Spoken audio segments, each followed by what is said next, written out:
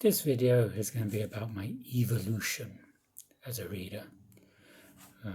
I've come a long way since I was this Stegosaurus. Hello, it's Tuesday. Tuesday is Tag Tuesday. I was hoping to have an original tag for you, but I haven't got around to it yet. I put a poll on my community tab for a new cities tab. New York City was winning, but now Tbilisi has jumped ahead. Tbilisi has 32% of the votes, New York has 29% of the votes, Rome and Istanbul each have 19%. The poll is still open. If you want me to do a cities tag for one of these cities, please feel free to enter the poll. And next Tuesday, I hope to have a tag for that. My name is Jim. This is my channel, books, reading and stuff. It is still Tag Tuesday. And I was looking at the tags around and I saw Jack's Evolution of a Reader original tag. It's a great tag. I'm not going to do the whole tag. I just like the first prompt. What you read, how has your taste in books evolved? As a child, I could read before I went to school. One of the first series I was reading was Dr Seuss's series, including A Cat in the Hat. I've only just learned how to pronounce Dr Seuss. I always pronounced it Dr Seuss as a child, but I've learned it's Seuss. Apart from Dr Seuss, I liked Roald Dahl. Another one I've just learned how to pronounce, Roald, like Roald Amundsen, Roald Dahl. Charlie and the Chocolate Factory was published the year of my birth, and this is Danny, Champion of the World. I read many of Roald Dahl's books. I also read the Narnia books by C.S. Lewis. The first two Narnia books, The Lion, the Witch and the Wardrobe and Prince Caspian, were read to me by my mother, who taught me to read. But I read the rest of the series by myself. I enjoyed reading as a child. I read different authors. I liked Jules Verne. I liked John Christopher. At school, I remember our teacher read Animal Farm to us in a junior school, which I really liked. In secondary school, I wasn't impressed with the literature syllabus at all. Dickens was ruined for me for a long time. We had to look at A Tale of Two Cities in school, and it was just badly taught, and it's not the best Dickens to look at as an entry point for Dickens, in my opinion. I think something like Great Expectations would be far better. It has more humour and it's in the first-person narrative. Tale of Two Cities is one of Dickens' driest books as a historical novel. I did read it later and enjoyed it, but at school I didn't enjoy it. I think the only book I enjoyed in secondary school was Silas Marner by George Eliot. And for the exams, the O-level, I failed the O-level in literature. It's the only O-level I failed. Ironic because I love reading, but our teacher had a perverse choice in books. He didn't choose any novels for us. We had Richard II by Shakespeare, She Stoops to Conquer by Oliver Goldsmith, and Nun's Priest's Tale by Chaucer. I read a lot outside school. From the age of 15, I kept a record of all the books I read. Looking back in 1980, most of what I was reading was science fiction. Most of what I was reading were male authors.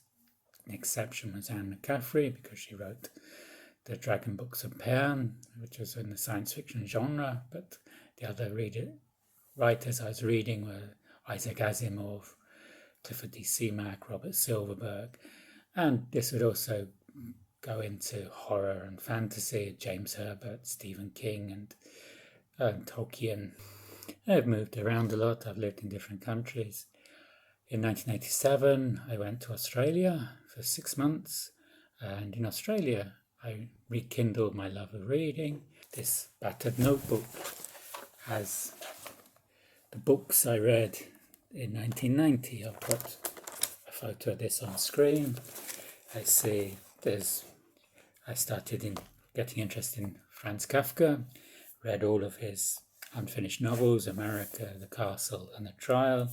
I also read a biography of Kafka by Ernst Cavell and read his short stories. And there's other writers, Alan Sillitoe, I read a few of his books.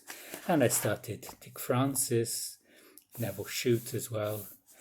And in 1991, I read a lot of Dick Francis. I've read more novels by Dick Francis than any other writer, not because I particularly like him, but because my fiancée at the time was really into horses, and she had all these Dick Francis novels, so they were easy to pull off the shelves and read. I like one or two, but after a while they got very samey.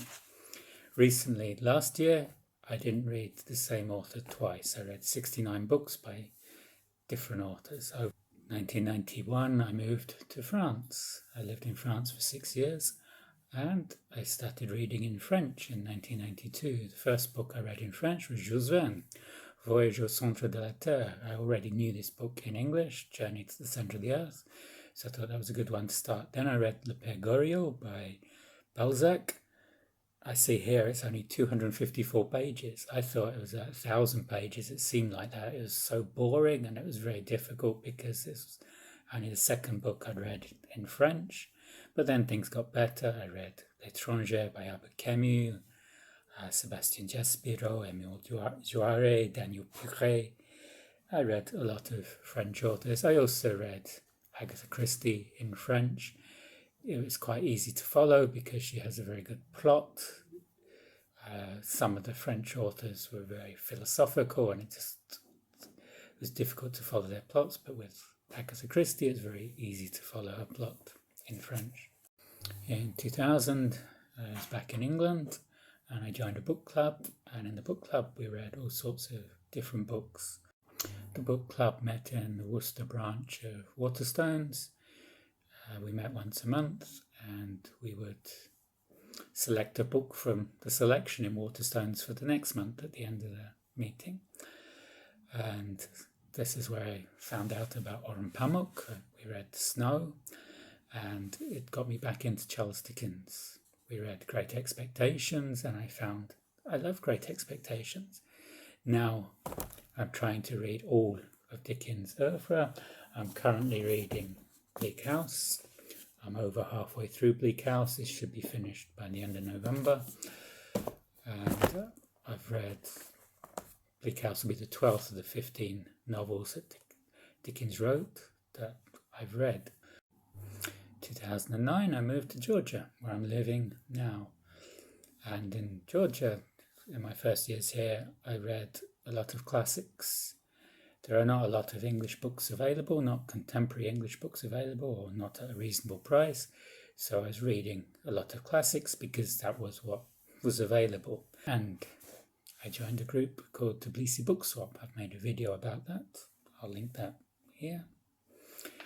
And at the book swap, we meet once a month to exchange books. So it gives me access to a lot of books. And then 2020, the pandemic started. And pandemic, I started reading ebooks. Before the pandemic, ebooks had just been a novelty, but with the pandemic, it was difficult getting out, looking for books. And so I started buying books online for my Kindle app on the phone. And I started a Booktube channel, and that has changed the way I read as well. I used to read one book at a time. Now I have 3 books on the go. As I said, I'm reading Bleak House at the moment. I'm also reading the Scandinavian noir, The Inspector in Silence by Håkan Nesser.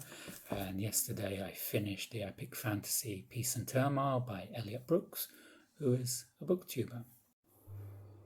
So that's my reading evolution. Books have always been a part of my life from my earliest childhood memories until now.